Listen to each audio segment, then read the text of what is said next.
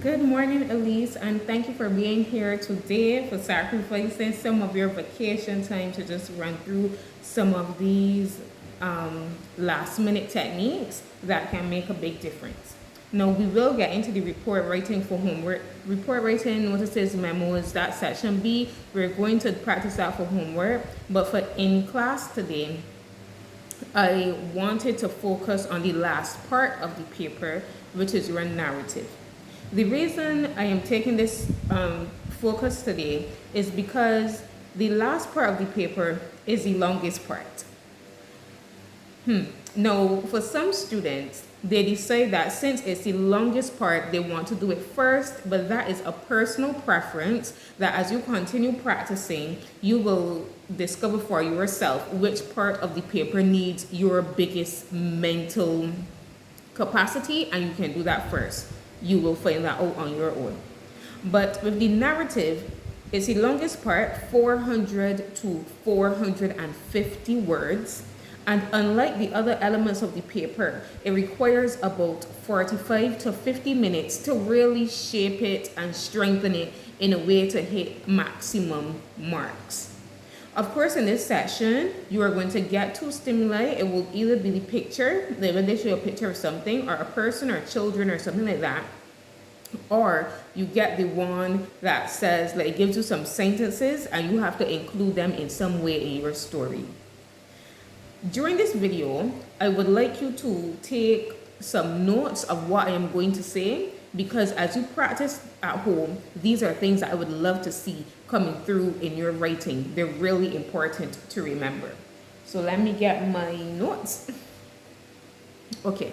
The first thing that I have noted, and make a note of this, is character development. Characterization is a huge part of your story. It's really big.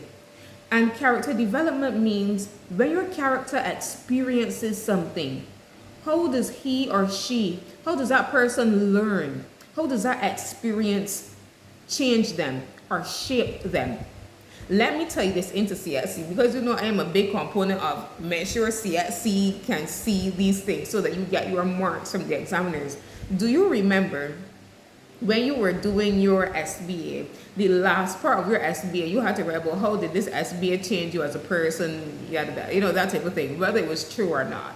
But CSC loves to know that there is some form of development. So for example, let's say that your character experiences a loss or a tragedy of some sort. How did that tragedy shape your character? How did it affect his or her future behavior, his or her future interactions, that person's perspective on life? So you must please write this down, character development. When you are planning your story and you are looking at like your conflict of these things, make sure you think of how is my character affected by the particular event, and make sure that that is clear and it can go toward the end when we see the change in your character. So you might have a person who started off soft and sweet, but they experienced something and it made them tough and rugged. Or it can be the other way around, that they were ever so tough, but they experienced a particular event, they met a particular person, and it completely changed their perspective. So character development, write it down. The next thing is, with English, there are certain techniques that need to like be the gel. They need to be the gel in your story. One such gel is going to be your setting. Your setting is so important. I cannot emphasize this enough. Your setting is the glue, the gel, I wanted to use the other example for when you're baking food and something that combines it. I cannot remember the culinary term. But anyhow, your setting has the ability to combine all the elements of your story, right? Let me explain how. If your character experiences something dark, a death, a failure of some sort, let your setting reflect that. Let your setting be a mirror of your character's experiences. Let them mirror it. So the day was as gloomy as his mood, you know? Or you can even create a contrast. So for example, the bright and shining sun was the complete opposite of how Miguel felt on the inside. So find a way for your setting to be a clear reflection of the development of your character, right? So when your character feels low, let the setting and the colors that you describe reflect that low mood. When your character develops and becomes a different person, his outlook changes, whatever it is, let your setting reflect that. Think about colors. You're young and maybe artistic, I don't know. But let your and write this down too. Let your color choice. Talk about bright yellows and bright blues. Talk about reflective, you know, you get the point, okay? So far, the two things that you should have written on your book. This video is getting a little long, but I have so much to say. But anyhow, character development, and use your setting as the glue to tie and combine all of the elements of your story.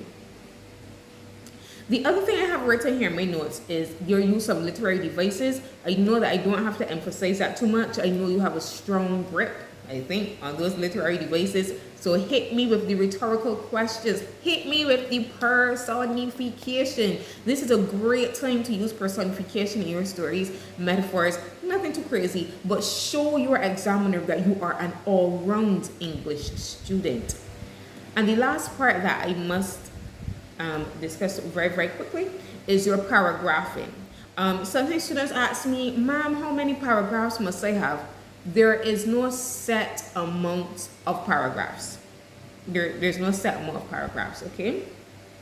But anytime you introduce a change to your setting, put it in a new paragraph. If there is a new speaker, do not use too much dialogue, but if you use dialogue and the voice changes and the speaker changes, you need to put it in a new paragraph. Or if there is a particular dramatic effect, a turn in the story, a high point, put it in a new paragraph. So I hope you've made some notes of all that I've said. I know it was a lot, but make some notes of what I've said, and now we will get into our writing. Let's get started.